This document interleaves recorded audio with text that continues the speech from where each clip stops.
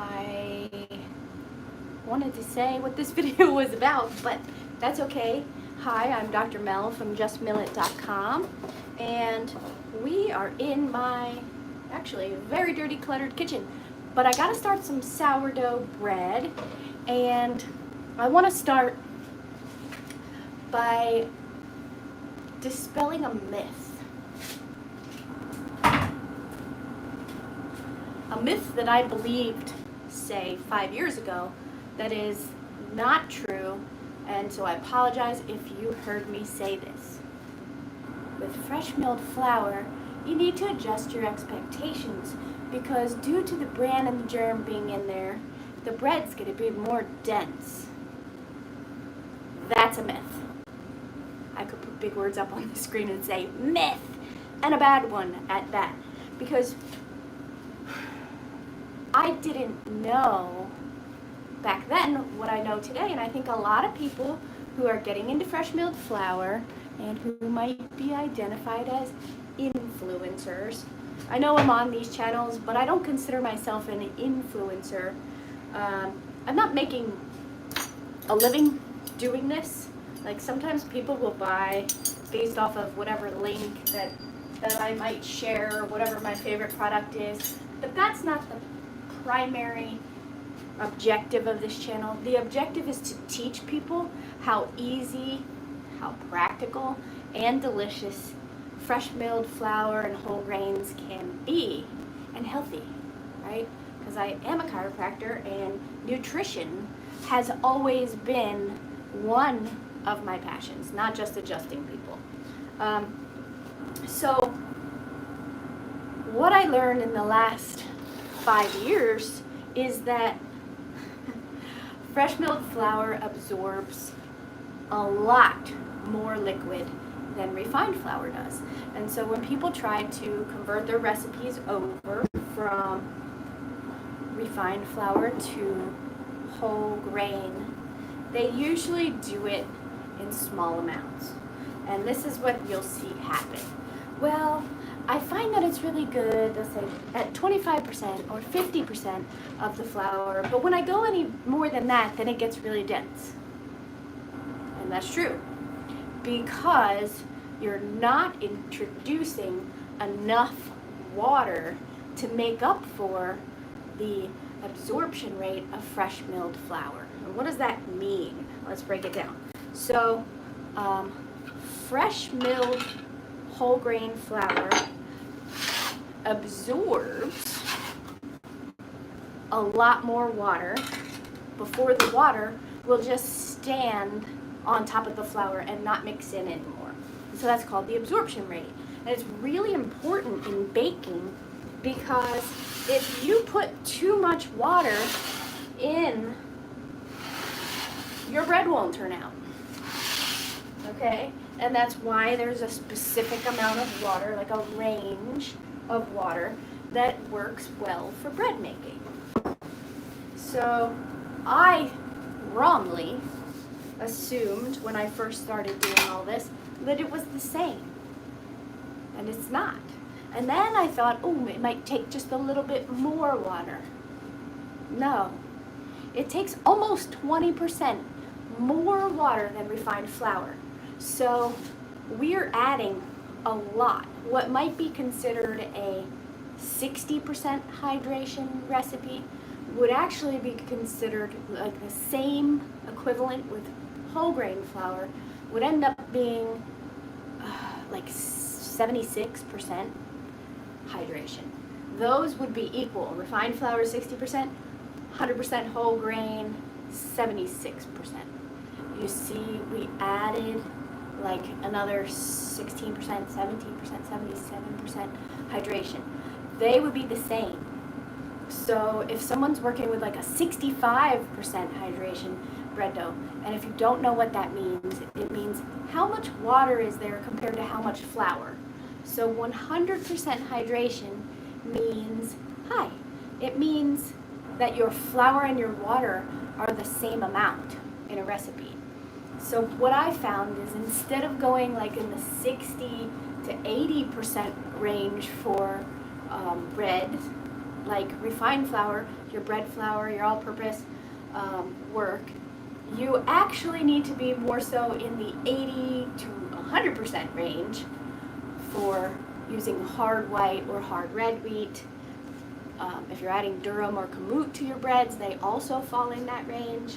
And then if you're using something like spelt or einkorn, now it's more like 7%. I'd say 7 to 10. 10 probably you could get away with for spelt, and it needs to be in the 5 to 7% range for einkorn. Otherwise, it's not going to turn out so great. So then you might drop down to like 70, 75% hydration for your einkorn or your spelt. And if you do that, and you understand that you don't go by someone else's timeline for how long it takes for bread to rise, you'll be good. Those are the two things. I am the yapping queen, thank you so much. I ramble and ramble and ramble. But these are so key if you want to make good bread with fresh milled flour. You don't need special books, you don't need a billion recipes. You just have to understand what's different between using whole grain flour and the stuff from the store. And once you do that, especially if you've already made bread with refined flour, it's easy. You know what the bread should feel like, and it'll feel the same. Yeah, what's different? That was what I was yapping about there. This grain, when it's milled into flour, it will absorb like 17% more water than bread flour from the store, because it has all the bran and the germ in it. And a lot of people think, oh, it's got all the bran and the germ, it's going to be a dense bread. But they don't know that part about how much thirstier this flour is than the flour from the store. And so when you adjust for that, then your bread is no longer dense and dry. It's just as fluffy and bandy as the good stuff. And I shock people all the time when they taste the bread. You don't have to add a ton of honey and a ton of fat to make a really great bread. All you need to do is add more water, right? So anyway, what we're going to do today is start up a batch of my sourdough bread. And I make this Italian bread base with yeast when I'm in a hurry, and with sourdough when I want the best flavor and what works best for my body. So today we're going to start a sourdough Italian bread. So I'll quit yapping and we'll get started. Let me bring this up a little for you so we can see the kitchen a little bit better. And I gotta get my produce out of the way. Okay, we got a scale here. We're gonna measure 400 grams of grain. Okay. And we're gonna use grams. There we go, there's my scale. Sometimes I use all 400 as hard wheat. Sometimes I do a mixture between wheat and other grains, like wheat with a little bit of kamut or barley or rye. Oh, today I'm going to make rye. I haven't made it in a while, and we love sourdough rye. The flavor is out of this world. So we're going to do 300 grams of hard wheat. I have hard white wheat, but you could use hard red wheat.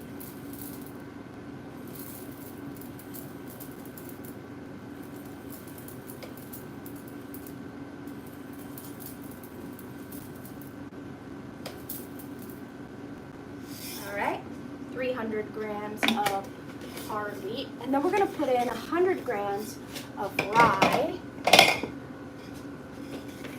And the cool part is rye doesn't taste like rye. It's a pretty mild grain, but we are going to add caraway seeds so we get that rye flavor, because oh my goodness, we love rye flavor. I could eat this bread just by itself. All right, so we have 400 grams total. This is going to make a great loaf for an 8.5 by 4.5 inch pan, such as the Lodge cast iron pans. If you want to fit a 9x5 pan, you're going to want to use 500 grams of flour. You would probably do 450 if you wanted. All right, I'm going to put my croutons away. We're going to mill the flour next using a stone mill that sits on the countertop. Lots of people are like, oh, you mill the flour, that must take forever. It doesn't. And when I'm not doing these videos, while the flour is milling, I'm measuring the other ingredients, so I'm wasting 0 time. But because we're doing this in a video, it's going to take a little bit longer because you can't hear me over the mill. Alright. So I'm going to put a bowl underneath the spout. This is the Nutrimill Harvest grain mill, which is awesome. If you are interested in a grain mill that's like super easy to work with for adjusting the grains, this is the most convenient compared to the handle of the mock mill. Love the mock mill, it's a great mill. But this, and then how quickly I can access, the stones, is why I like this mill. If anything's up and I need to like clean this out very quickly, I can do that. And then you just click it back into place. We'll mill those. All right. We're going to turn on our mill. We want the stones to be tapping first, and then we put the grain in. Now once the grain's in, then I can go righty-tighty to make a finer flour, or lefty-loosey to back it off if I either hear the stones tapping or the flow of the flour isn't coming out how I want. Okay?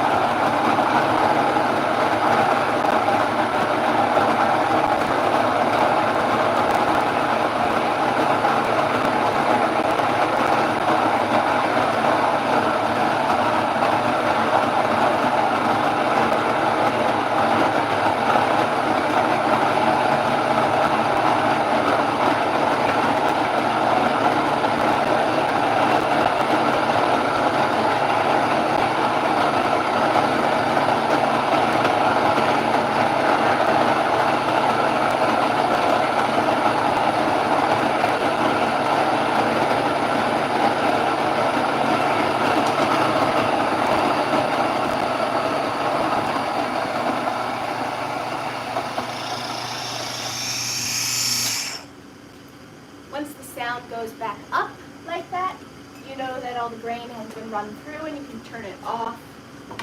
Use ear protection. Loud appliances long term will damage your hearing. So always wear ear protection. Sometimes I forget. And that's that. That was nice and easy to do. There's no cleaning of the mill unless you want to like wipe down the outside or brush out the spout, which is why I like a stone mill over the other types of mills that are out there. So today we're going to mix up our dough in the KitchenAid mixer. Why? am I using the KitchenAid mixer if it's not my favorite? Because I feel like KitchenAid may have become a victim of influencers who got paid to market certain other types of mixers. And in order to truly figure that out, I need to start using a KitchenAid mixer. So I bought one used on shopgoodwill.com. It is a KitchenAid Professional 5 Plus. I like that it's smaller, and I have never had a KitchenAid where the bowl lifts up. I have secretly always wanted one, but I could never afford it. All right, we are going to put our bowl on the scale. Yes, this is a dirty bowl. I always just leave my bread, especially if I'm making sourdough, and I just use the same bowl the next time. But if I'm making something else, then I will wash out the bowl. Okay. So our scale is connecting. This might have turned off too. There we go.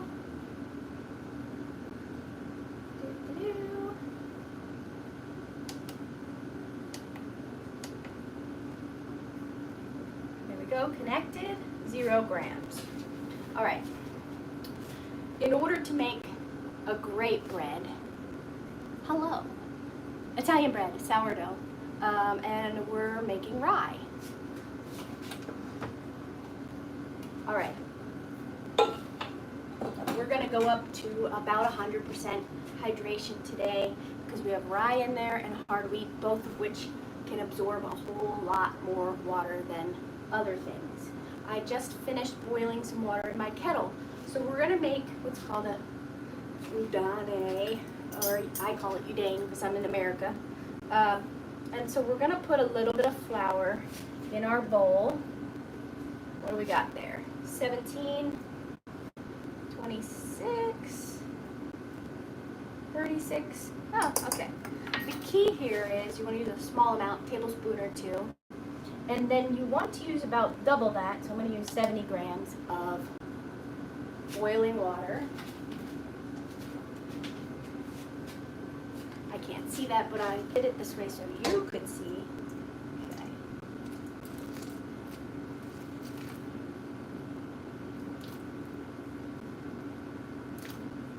Okay. Okay. And then we want to mix this up into a paste very quickly in the bowl. So when you do this, the mixing of the flour with the boiling water, it's gonna suck up all that water into the grain and lock it in there. And that is going to help make your whole grain bread stay soft and moist on day 2, day 3. If you're gonna eat all your bread on day 1, then fine, you can leave it out. But if you're not, and you want good bread on the other days, don't skip this step. Okay. I will comment a link to the Italian bread base, and it has all the measurements for everything, so you don't have to just follow along with the video. Okay. If you taste the udane, it tastes sweet, because some of the sugars have been released from the grains. Okay, so we have that. Next we need water. We already used 70 grams, so 400 minus 70 is 330. And so we're gonna add about 300 to 330 grams of water. Okay.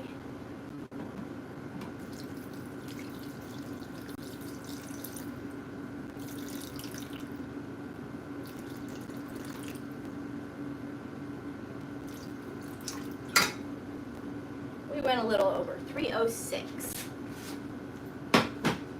All right. Next, we're going to put a little bit of vitamin C in there.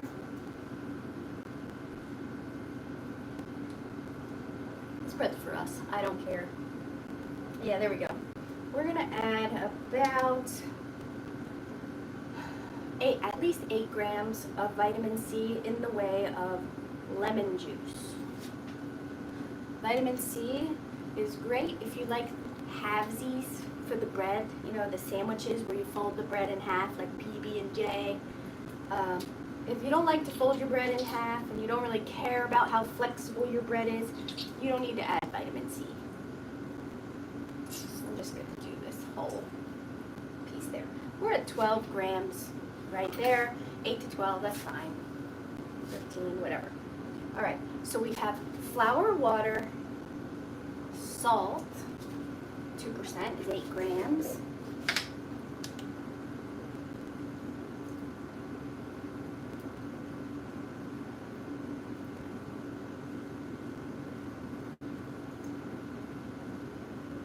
Oh, 8, okay. And we need yeast in the way of sourdough starter. I use a stiff sourdough starter, which means that I'm feeding my starter double the amount of flour as water by weight. And it turns out to be more of a thick dough than it does a liquid runny mess. And this starter, once I fed it and let it double in size, I keep it in the refrigerator till I'm done using it. So this is what it looks like right now. It's looking a little shiny on top, which means it's probably pretty hungry. And today I will feed this starter after we make some bread. So I'm going to scoop this out. And we want anywhere between 10 and 30% of the flour. So 40 to 120 grams. 57, 60 grams. That looks good.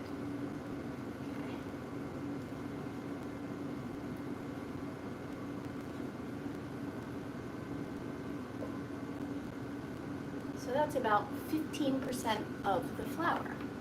400 times 0.15.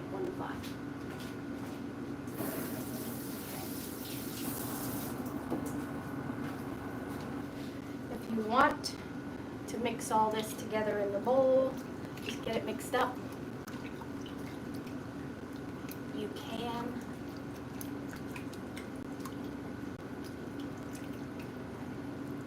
There we go. It should be noted that I use cold water, not warm. And the reason I do that is because I want that boiling water and flour mixture to cool down immediately when I add the two together. That means I don't have to wait to make my bread dough, and that meets my practicality requirement. Next, we add our flour. Just like that. And we're going to put this on our KitchenAid mixer. KitchenAid is not the best bread kneading machine in the world. That's for sure. But you can make this bread by hand using time, right? And you can absolutely make bread in a KitchenAid mixer. Now, I bought mine used, so I did open up the machine and re-grease it and make sure that all of the gears were not damaged. And then I also adjusted the little screw under here to make sure that the bowl is raised to the correct height for best kneading. If you don't have that, you might not have a great experience with a KitchenAid. So I'm going to lift the bowl up and we're going to mix this up. KitchenAid recommends speed 2, but you're also going to see that because this is a very wet dough, we're going to break that rule today. I'll start out on speed 2 and then go to top speed for a little bit and alternate between the two. And some people might ask why, and the answer is time. Okay, so here's what it looks like.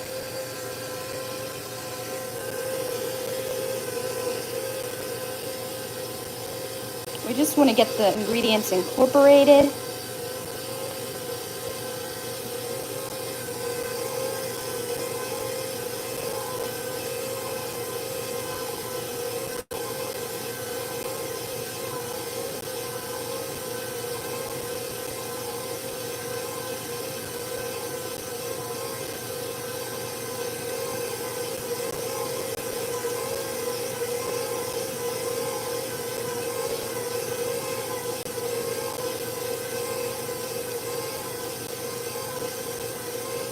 at our little KitchenAid. It's doing just a fine job, isn't it?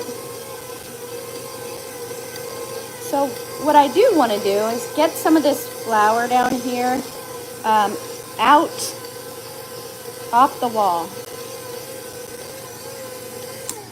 So I'm going to turn that off and then use a spatula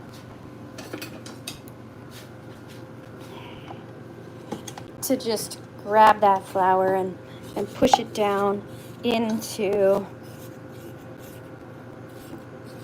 the mix. We want to get it all.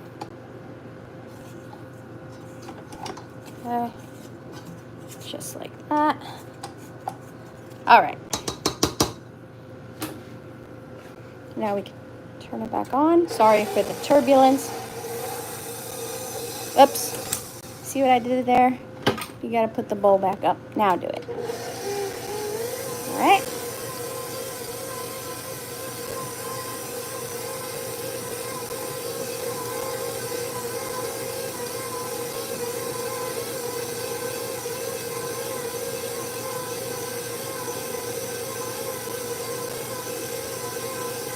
Now, hiya, Scotty. Thanks for joining. So we're making some Italian rye. This is 100% hydration bread dough with fresh milled flour. This would be equivalent to, let's say 83% hydration with refined flour. Okay, it does look really good. Now I'm going to give my mixer a little bit of a run for its money, and I'm going to turn it up to top speed, mostly because I'm impatient.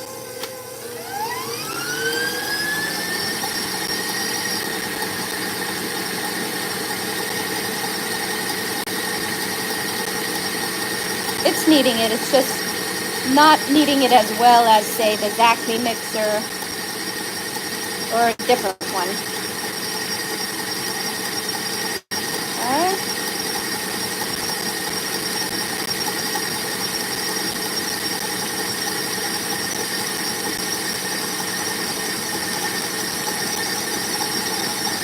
Nope, I'm not going to double my recipe. If I do that, the bread won't get eaten. However, this mixer will handle it. See how it's starting to move around the bowl a little bit?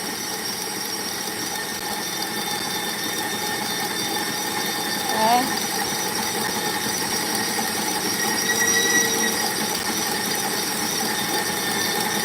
That's good. This is what I'm looking for.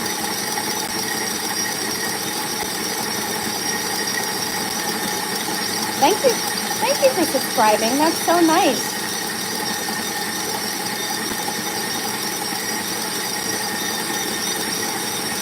All right, then we can drop this back down and we'll take a look at the bread dough, okay? Because a lot of people might look at this and think, oh no, that's not gonna turn out. And I gotta tell you, that would be incorrect, okay? So one of the things I like to do when I'm working with my bread dough is keep a little jar of cold water on hand.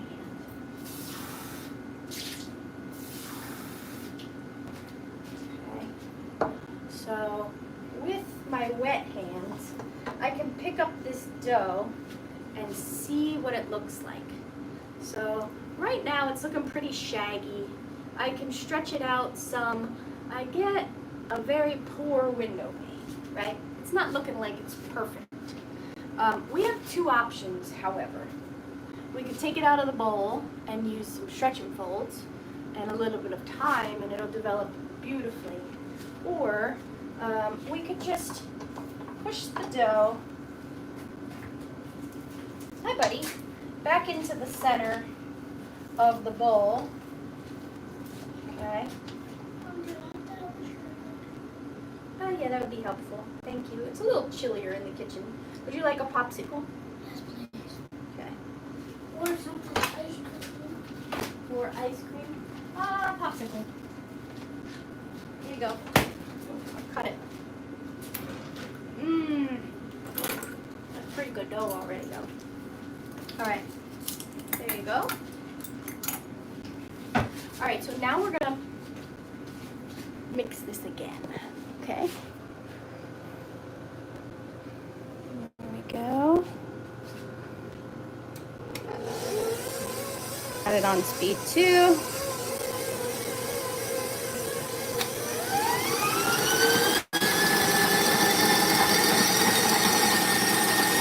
And on high speed.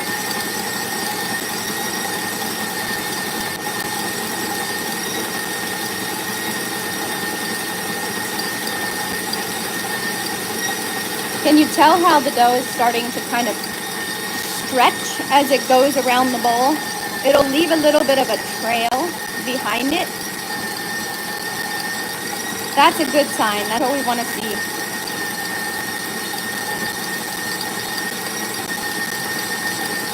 That's a sign that we're really developing the gluten here.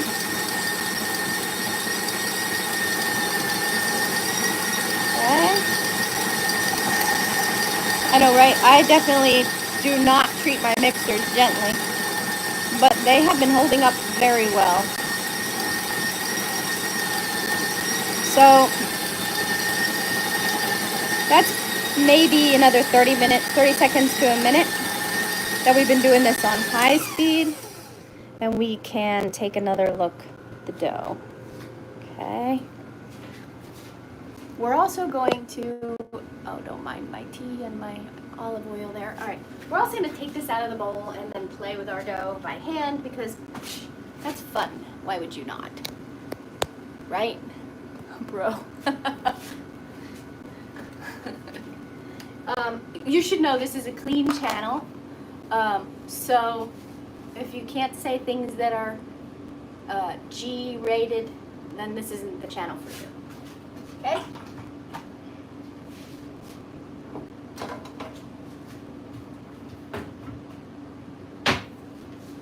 I usually use this bowl, but I got this new bowl at a flea market. It's a Pyrex with like more of a straight sides.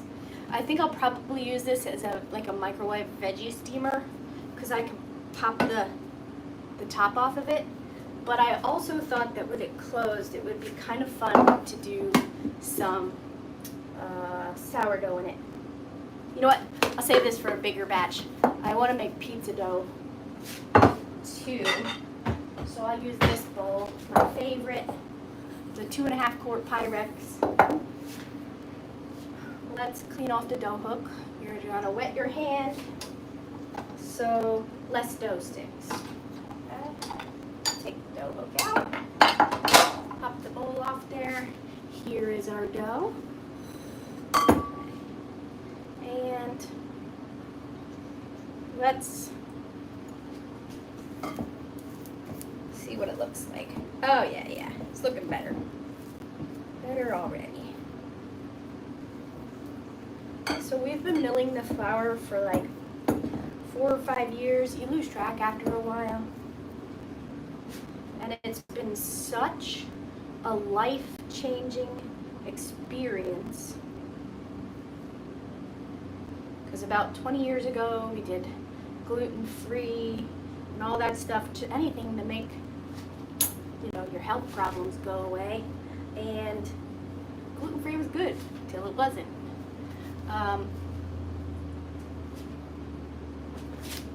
It already thickened. Yeah, right? So this dough is looking better. Now we're gonna plop it into this bowl.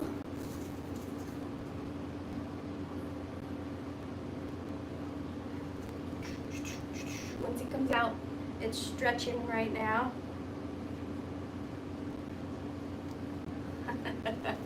But we still have a little bit left in the bottom, so you can either scoop that out with wet hands or a scraper.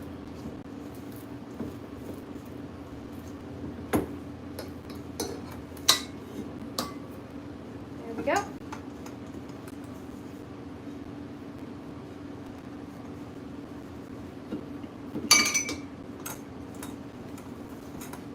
I like this combination of using whatever mixer you have at home, even if it's not the best, and then using your hands to really feel the dough This is how we learn, by feeling the dough. So I always keep this water on hand, dip my fingers in there, and then we're going to stretch up the dough. Okay? And you can see that it looks kind of rough and shaggy. That's what we call a rough and shaggy dough. It's got jagged edges. It doesn't look smooth and shiny. Two opposites there, okay? So we can stretch the dough up and let it fall underneath itself, just like that. Turn it around, do it again. These are called coil folds, right? Or we could do what are called stretching folds. Technically, they're both stretching folds, but you could grab the dough, stretch it up like this, and bring it over to the center. And then right here, where the dough comes back out from here, that's what you want to grab next. This is what I would call clock stretch and folds, because I'm always picking up the dough at 12, and then I grab it next at 1 o'clock. But I just turn the bowl. And we could stretch the dough this way. This is how, in sourdough, you can generate gluten development, even if you don't have a mixer. Okay? I feel like there's a little bit of floury mixture in there, so I'm just gonna work it in and then do that. Okay. Alright. And since this is sourdough, you might start to feel a little bit of resistance. Yeah, me too. I love sourdough bread, especially fresh milled, 100% whole grain sourdough bread. The flavor of this bread, unbeatable. Seriously. It's just wow. It's kind of like if you're a coffee drinker and you grind the beans fresh, you choose a good source for your beans, you know, and then you go to like a gas station and get coffee. Those are two totally different beasts. The junk at the gas station is usually really bitter and gross, and if you don't put a ton of stuff in it, it tastes like butt. Not that I've ever tasted butt, but you know what I'm saying. It's gross. And so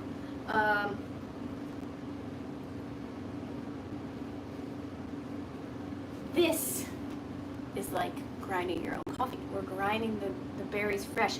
The flavor is outstanding. Okay, so with sourdough, if you mix your dough and you get it to be a gorgeous window pane, right?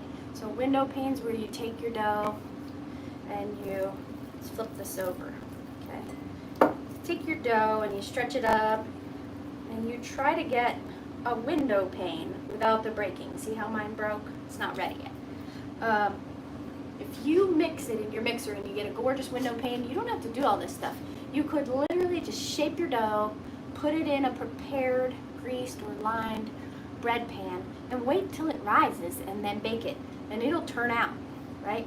But if you don't have all that, or you just like playing with your bread dough, you can do these folds.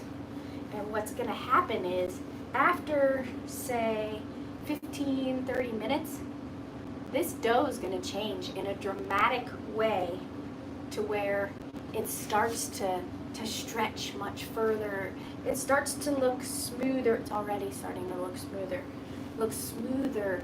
And when we try to do the window pane test, we get this gorgeous window pane without any tearing, right? That's what we're looking for in any bread, okay? So that it will hold the air in it and make it light and fluffy. But you don't need a mixer for that. If you don't have a mixer, you just need time. All right, so let's do just a little bit of coil fold here, and then we will let the dough rest. And I will come back on live and show you what the dough changes. Sometimes, if it's not stretching much, I just kind of throw it down and fold it over itself, just like that. Okay? There we go. Another thing, this bread dough that we're mixing today is a lean bread dough. So if you're on this channel, you like to learn. Because I'm a big geek who rambles, I like to learn. And understanding certain things will help you when you later are trying to make a recipe and you don't want to look at what's the list. I always start with a particular base, an Italian bread base, and then I think about what is it that I want to make and how to change it. So if you want your bread to be even softer, then you could make what's called an enriched or a rich dough. This is a lean dough. It has flour, water, salt, and yeast, right? And lemon juice. But a rich dough has sometimes the addition of sugar in the way of sugar, honey, maple syrup, right? Fat, sometimes eggs, which also have fat in it. And those will soften your crumb, right? But they're not needed. And in the 1800s, they were not included in a daily bread. The daily bread that people ate literally every day was a lean dough, flour, water, salt, and yeast. They saved the more expensive ingredients, the sugars and the fats, for special occasions like, holidays and birthdays, that kind of stuff. So while you can make this a rich dough by, say, adding in a little bit of olive oil or butter. I just did flatbread the other day with bacon grease. I don't add sugar to my bread. I haven't done that for almost a year now. I don't add sugar to my bread because it was spiking my blood sugar, and I'd rather have sugar on my bread, like in the way of jam or in cookies or zucchini bread or cake. So if you can have great bread without adding in the sugars, right, why not? But I will often make an enriched bread just by doing like this, with a little bit of olive oil. I might add an egg and drop the water a little bit, and it will turn out great. So typically your challah, your brioche bread, hamburger and hot dog buns, they are usually made in most recipes that you see from a rich or an enriched dough. They add a lot of honey, they add a lot of butter or olive oil, and sure, it makes the bread softer. The tip is you can make soft bread without all that. You just need more water. Okay? So I'm gonna go. We're gonna let this rest for, again, 15 to 30 minutes. Let me wash my hands. And if you don't remember what you did with the lid to your Pyrex, that's where these shower cups come in really handy. You can just cover your bowl so the dough doesn't dry out and then come back to it later. Alright.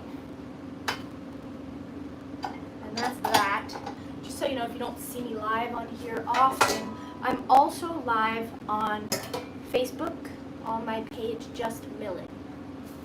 And I'm probably on Facebook a whole lot more than I am on YouTube. Cover them in cling wrap or foil. You could totally do that too. I save my foil for if I'm using something in the oven and I want to cover it, and I can't stand cling wrap. Because it always sticks to itself, and then I go to do it and it's all over the place and very difficult for me to work with. And then I got, what was that, the press and seal, but the cutter on the box doesn't work, so I have to cut it with scissors. And then I go to press it and it doesn't seal. I'm like, why did I spend my money on this stuff? Where my shower caps, I got a whole big thing. I got 100 of them, I think it was. Yeah, 100 for like $7. And so when they start to look yucky, I just throw them away and grab another one. And so that works really well. They stretch for all different sizes of pans. I can put them in the refrigerator. You know, for me, that works. You know. All right. I'm gonna feed this too, but I'm gonna also start a pizza dough, and I think I'm gonna do that not live. I'll use my camera, record the different steps, and then post it to YouTube as a full tutorial. Although it's really just my Italian bread dough at a little bit lower hydration. If you've never had sourdough pizza, oh my goodness. Go to justmillet.com and search for pizza. The sourdough pizza is phenomenal. It is the best thing ever, and it's faster than the yeast version. The yeast version of pizza dough actually took longer, and it was not as good. Will it be fluffy? The pizza dough? Valid opinion. Oh yeah, right? Everybody has their own thing that works in their kitchen. For me, I hate doing dishes, which is why I use the scale. I can just measure it and zero out the scale. Oh yeah, for the pizza dough. The pizza dough, I worked with a local pizzeria to find out exactly what it was that they did. And I've been working with another pizza. They're actually two different types of pizzas. And I like the pizza that has a really good flavor to it, like a chew to the crust, and it gets the big bubbles in it. And so that's what the sourdough pizza is. It is aimed at the one pizzeria that I like more than the other pizzeria.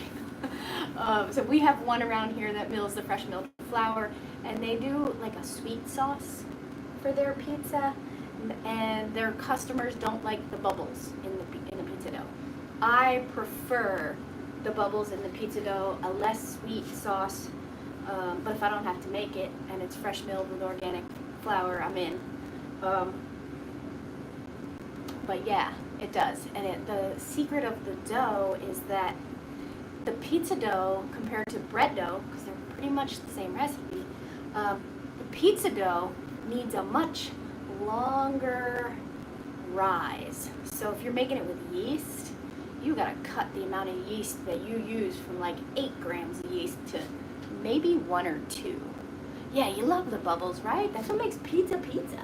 And we're in an area where they have really good pizza. Yeah, they're like crispy pockets, absolutely. And it's bendy and chewy and amazing. Yeah, that's the pizza. Look up the sourdough pizza. It was fantastic. So I made that pizza dough, and I had the local pizzeria shape it. They showed me how they did the shaping on the cornmeal, and then scooped it up and baked it in their oven, and it was so good. Whereas for me, a lot of times when I come home from work, it's late, and it takes me at least an hour to get my oven up to the same temperature as the pizzeria. So I often won't bake the pizza here unless I have like all day. Yes, yes. I don't know, we just been rambling. I'm yapping on again, there you go. Let's take a look at our dough and see where it's at.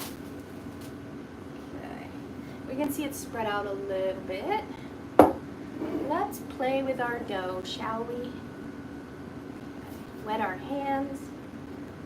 Now we're going to stretch the dough up, and I have a beautiful window pane. I can see the light coming through the other side. You may not be able to. You see that? The light is above me. I used to say the light's over there, but there's a gigantic tree branch in my window. I'm about ready to go out there and cut it down myself. So we can just shape this dough a little more. Now that we have a window pane, this bread dough could be shaped and then let it go through the fermentation. However, I really like to play with my bread dough. So we're going to do what's called lamination and then let it do the bulk ferment, which is also known as the first rise. So sourdough and yeast bread are actually a whole lot the same. They both go through 2 rises, although 2 rises aren't totally necessary. You could break that rule and just do 1. Okay? But sourdough is going to be a lot longer of a first rise than the yeast, unless you adjust your yeast way lower. Okay.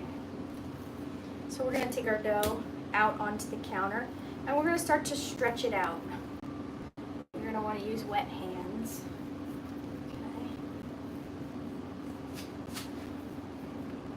Okay.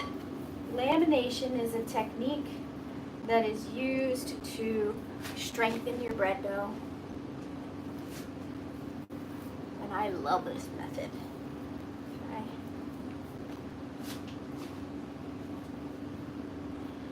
You try not to tear it, but I have some areas that are just much thinner than the others, so it's kind of inevitable. See how thick it is here and then thin it is here? Try to even that out. Nice and thick there. But it stretches out so thin. This is like what you would do when you're making cinnamon rolls. Alright, not going to worry about the tear. But what I am going to do is fold this dough over itself.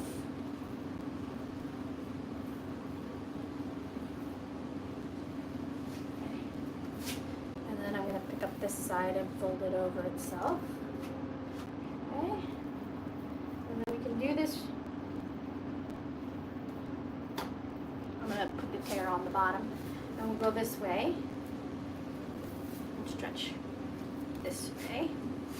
And then we kind of want to roll this up, okay, like this, into a ball. You want your ball to have a nice skin on it. Okay.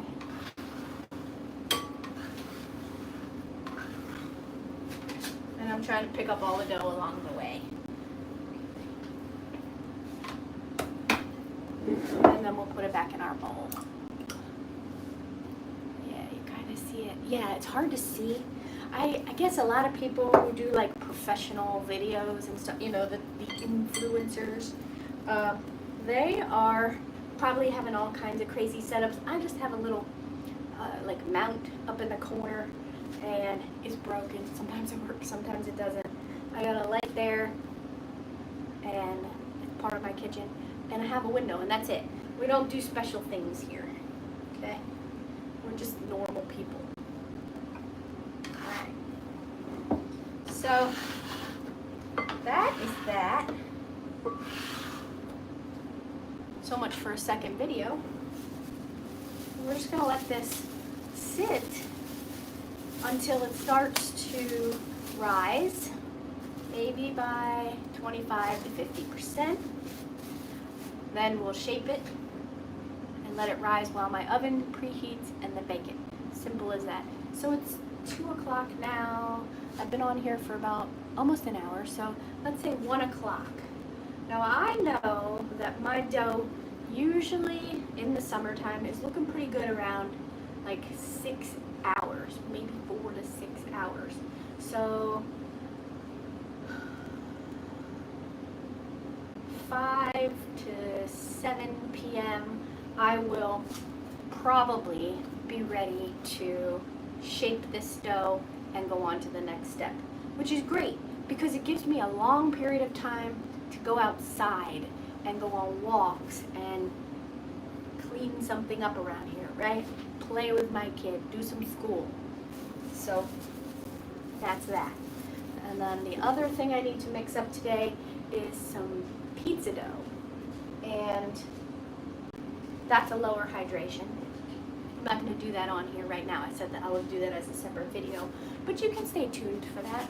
I'll post the video on YouTube, and then I'll insert it into the post that I already have for how to make the pizza dough. But really, it's the same. We mix it up just like this. I mix it till it's gorgeous and window pane and cleans the bowl, and I let it rise. It's simple. Okay? If anyone tells you sourdough has to be hard, they're full of crap. It doesn't have to be hard. You can choose to make sourdough as simple or as complicated as you want.